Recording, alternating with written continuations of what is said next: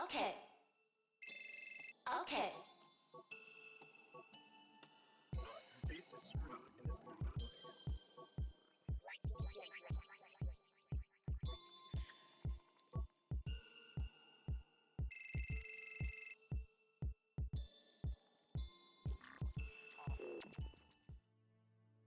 Oh, has the Dungeon Master finally sent me the help I requested? Oh, no, you won't do. Oh, this is such a waste of time. I don't understand the process of... Do you know how to science, boy? Have you even had a proper education? Arithmetic, history, Latin, astronomy?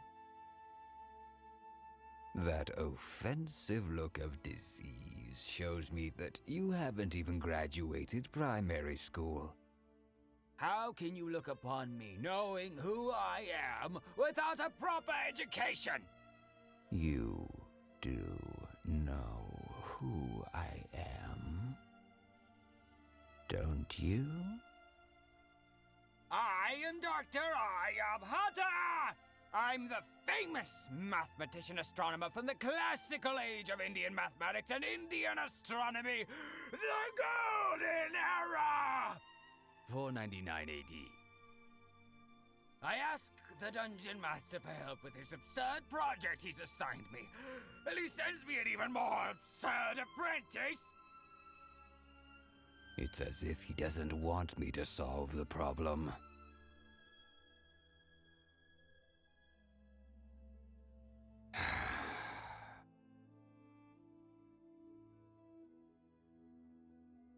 You do know the problem, don't you?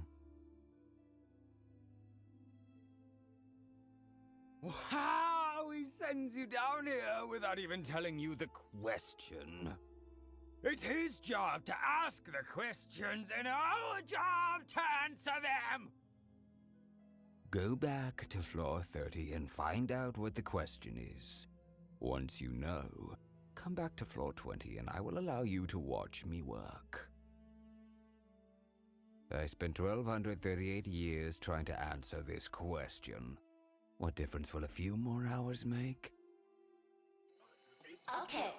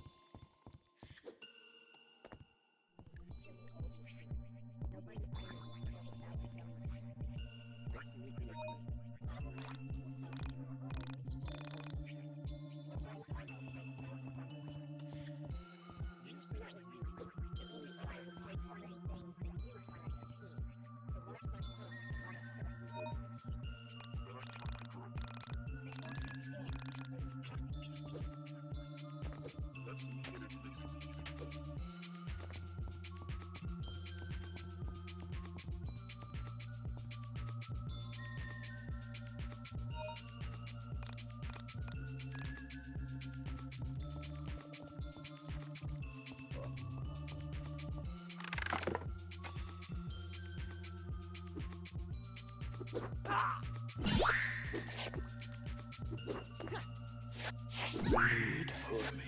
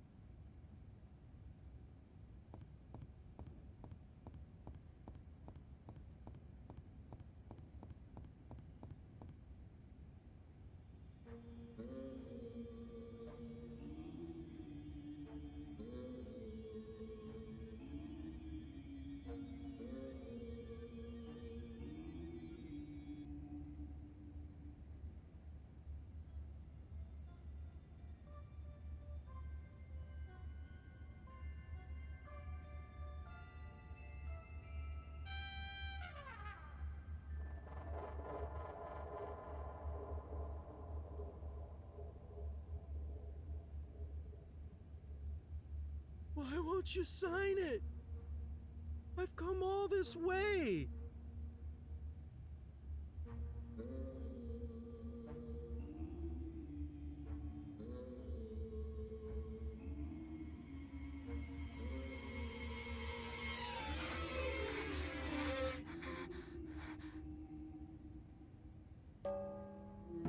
Vela, do you know this guy?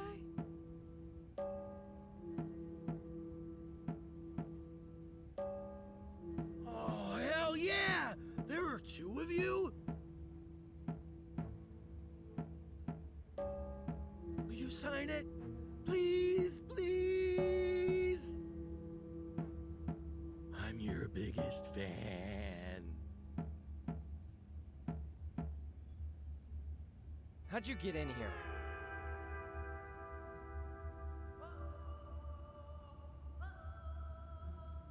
What? Oh, that was easy. Someone posted instructions online. I just followed the walkthrough.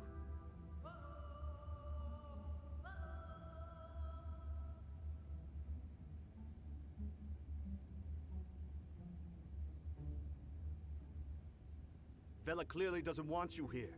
Respect her wishes, or we'll have to throw down. Oh, hell yeah! Let's go!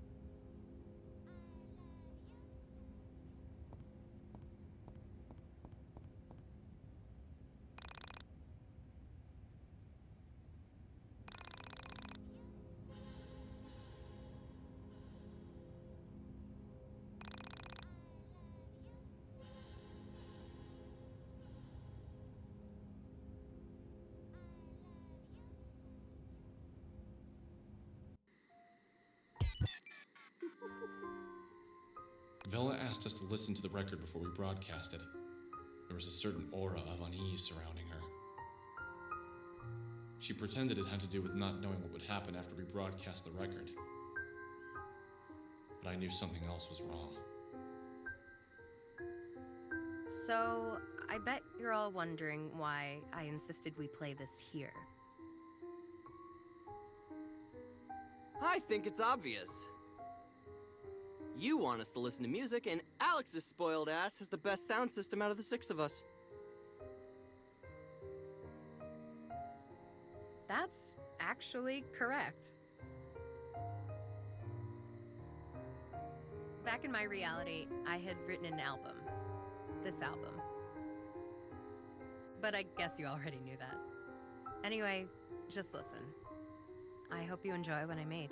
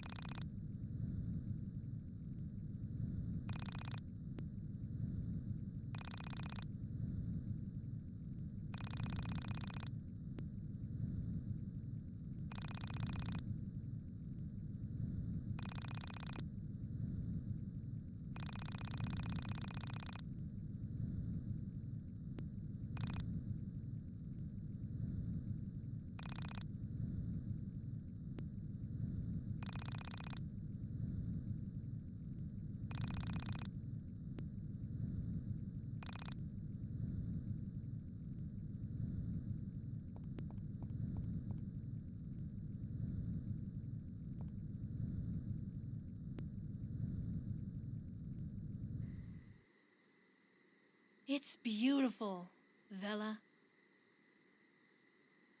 Yeah, really nice. Better than I could do. It's Nice. Not what I normally listen to. But I can tell it's good for the genre. Probably.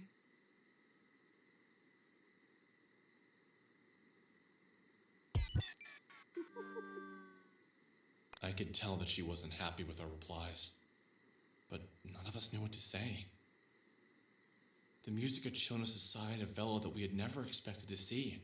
A sort of vulnerable side. I felt compelled to chase after her, to tell her the music was beautiful and that she was incredible. But my feet didn't move. I remained as still and as silent as everyone else. My body motionless. I surveyed everyone's eyes, willing my brain to bind with theirs and get what they had been thinking. Had they all hated it? What had triggered such a lack of enthusiasm? you should go after her. It's what I'd want. Let her know it was great. If this is Vela's album, why was a guy singing on it? I almost cried. I hope she's okay. You gonna talk to her, man?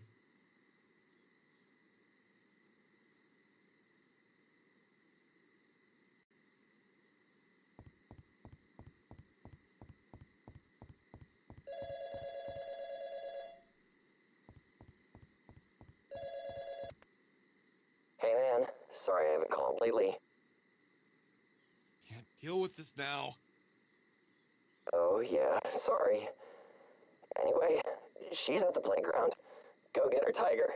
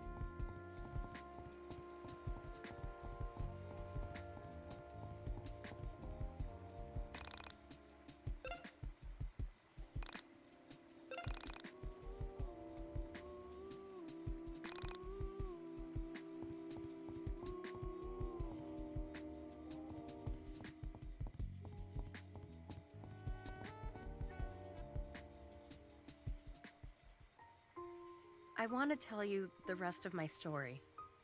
How I came to be in this reality with you. But I want you to promise not to judge me.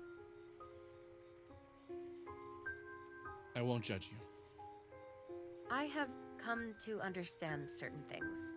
Things I know to be true. Things that I know others wouldn't understand unless they had experienced them.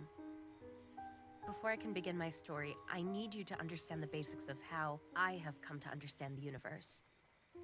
The link between our bodies and physical space is strong, but it is nothing compared to the link between our minds and physical space. Our bodies exist as a visual representation of our minds. They are nothing more. Every mind has the capability of transcending physical form. Many do, even if they don't realize it. The very nature of physical reality is very unphysical. Humans have evolved to ignore the complexities and realities of the universe by using physical form to protect them from the harshness of existence. The very nature of being is to be in pain, is to long for and to be unfulfilled. To cope, we developed corporeal form. The use of physical form is not unlike leaving the light off at all times, obstructing the undesirables in the room. Do you understand what I'm saying so far?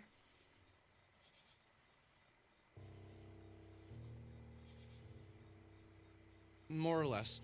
Please, continue. When I entered your reality, I was a much different person than I am now. My reality was much worse than this one. I was a girl who was entirely lost. From a young age, people thrust their expectations on me. They believed I was destined for artistic greatness. I was a child prodigy in many ways. I had peaked by my early teens, and I was no longer able to perform or create at a level that could match the adults around me. I was, for all intents and purposes, a disappointment. Picture for a moment being a young girl who can't do wrong. Everything I created, everything I said impressed those around me. I was the perfect child artist, but that's all I ever was. When I became an adult, my body grew, but my artistry remained childlike. I considered quitting piano, considered removing myself from art altogether, but something pulled me back. Somewhere along the course of my life, I had developed an artist's mentality. I knew I wasn't a good adult artist, but I was still compelled to create. And with each new thing I tried, I continued to disappoint those around me. It was May 22nd, 1996, when I met the man who would fix this for me. At 3:02 a.m., I walked into a music club in the city. He was on stage, playing to a small but enthusiastic audience. Each note he played on his guitar seemed to tell me something that I had always known but had never really understood. After he finished, I knew that I had to speak with him. It wasn't before long that we became both romantically and artistically involved. It was as if knowing him had somehow broken the seal around my mind that was preventing me from creating something worthwhile. The lack of refinement to his playing freed me from the confines of rhythmic and artistic regularity. I don't mean to suggest that he was lacking in technical refinement, just that a certain jubilation came through in his playing that I had never experienced. Our relationship was like a whirlwind of physical and emotional affection. Never had I given myself to someone so literally and spiritually before. Together, we wrote A Distant Voice, and I knew that I still had the hopes of being not only a good artist, but an interesting human being. Something terrible happened on May 22nd of 1997. At 3:02 p.m., his daughter had come home and found us together. He hadn't yet told his children about me.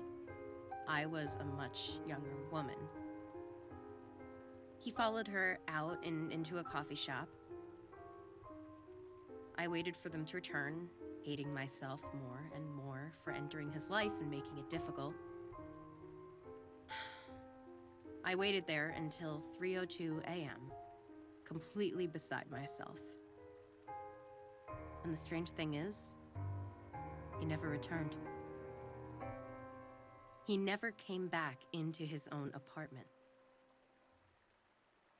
I stayed there for a few days, knowing he'd have to come back eventually, and he simply never did.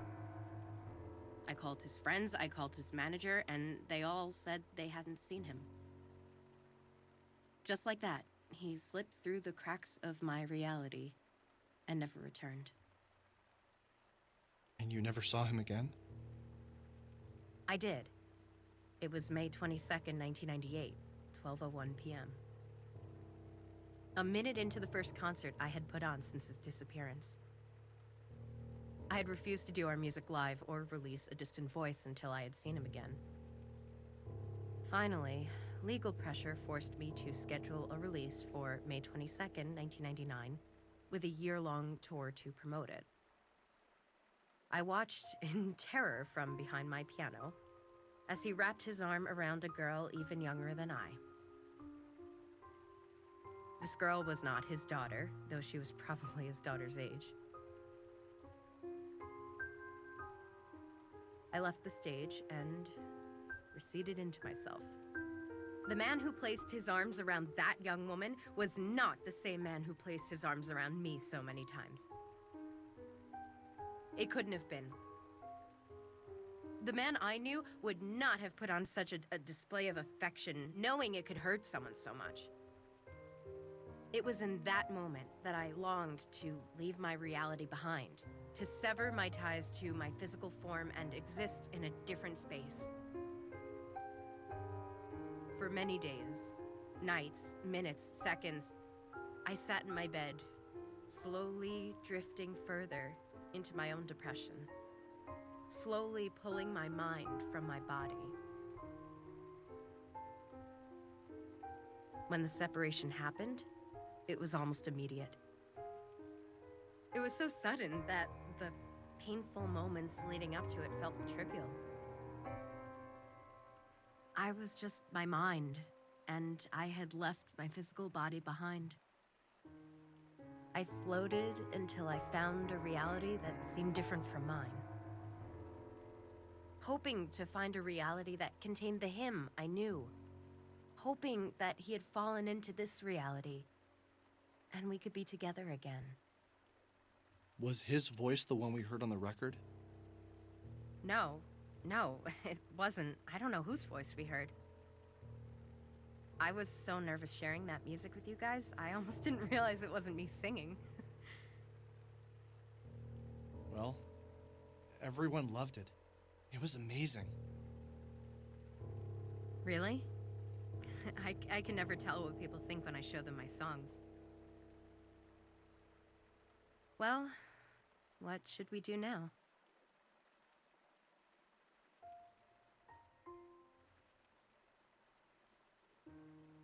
Lead the way.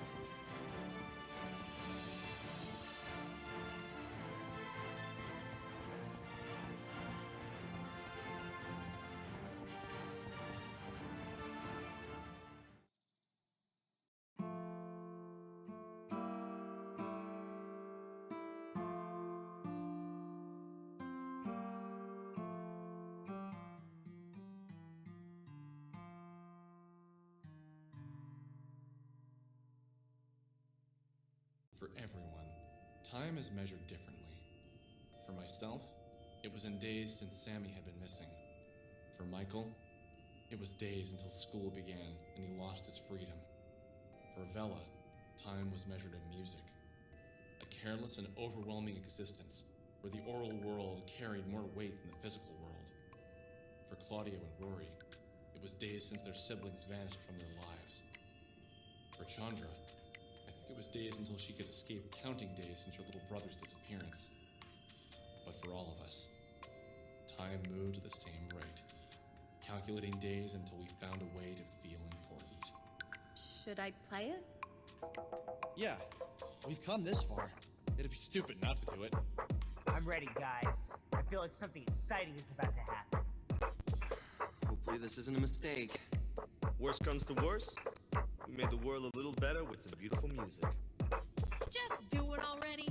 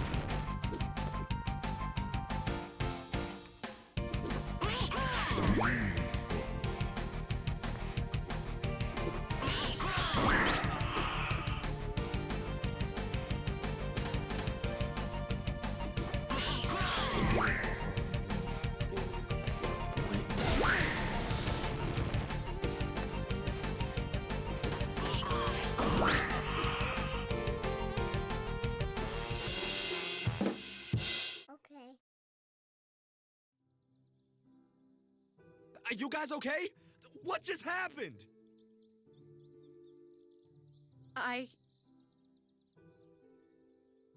Holy shit! Did you guys see that? See what exactly? You guys put on the record and went into an epileptic fit. It would have been funny in any other context.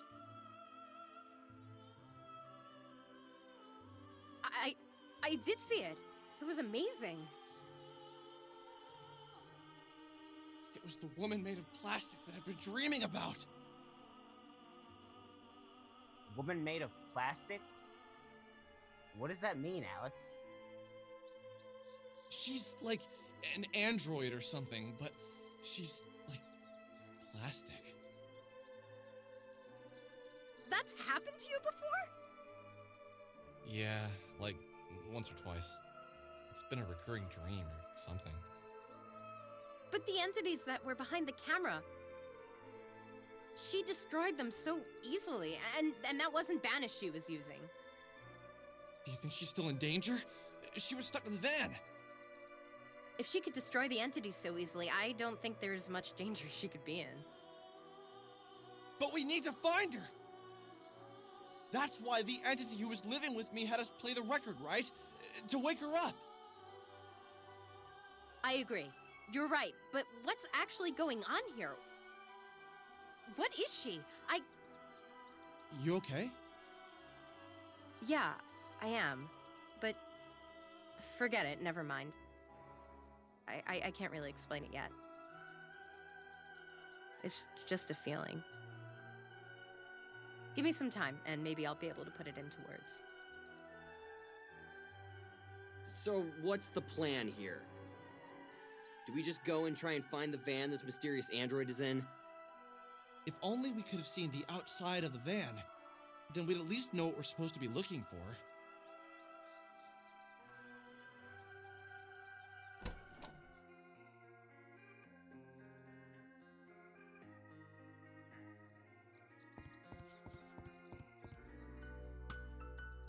Hey, Alex, do you have a minute?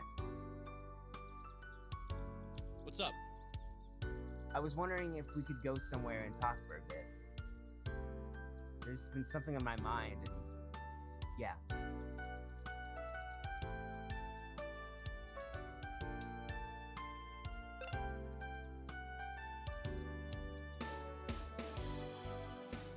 So, what's wrong? Well, I don't know. I've just had a lot on my mind lately, and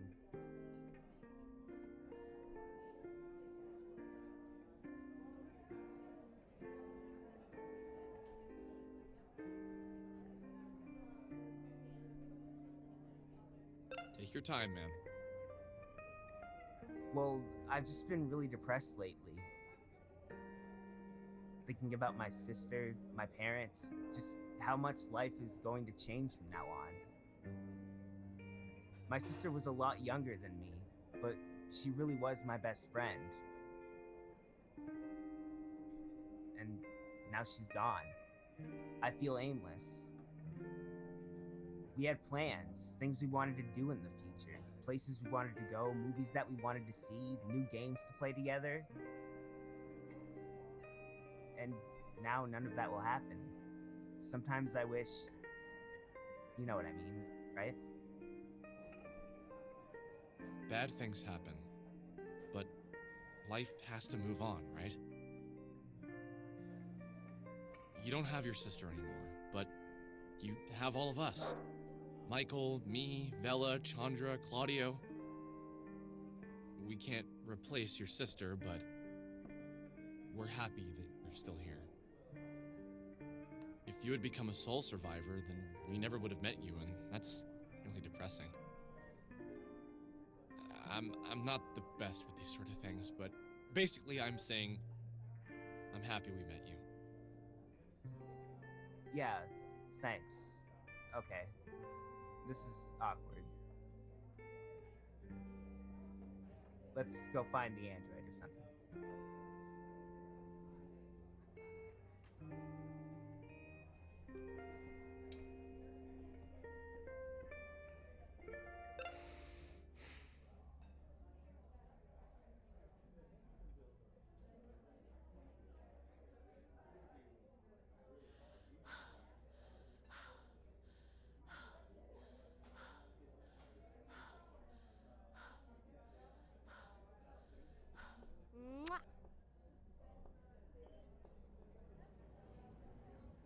Hey! No! Yeah, don't do that again. Sorry, I shouldn't have done that. Yeah, you shouldn't have. Look, it's not like you're not cool. I'm just not into you that way. Yeah, I get it. Sorry.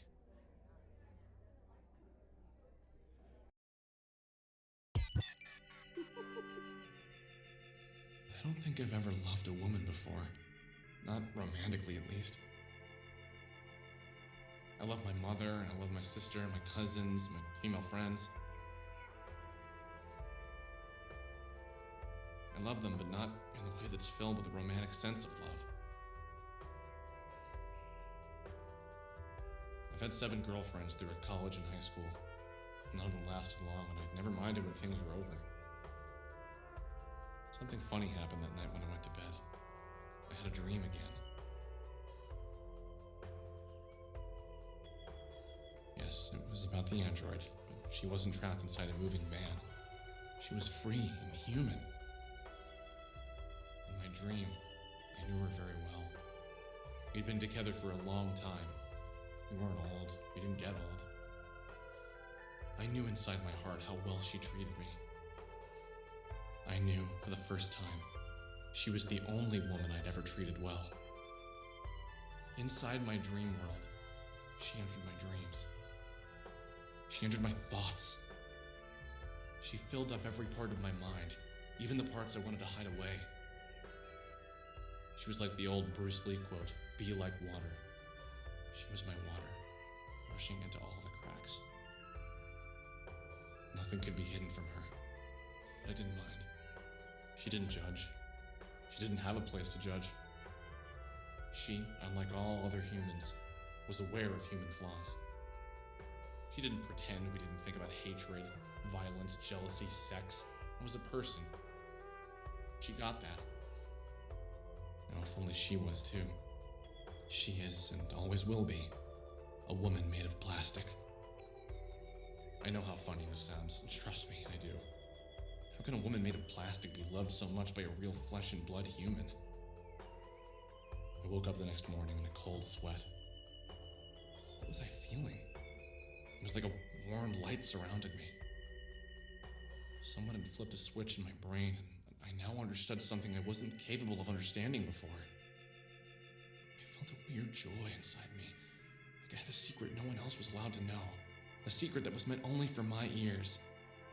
And it was the android who told me. But it couldn't.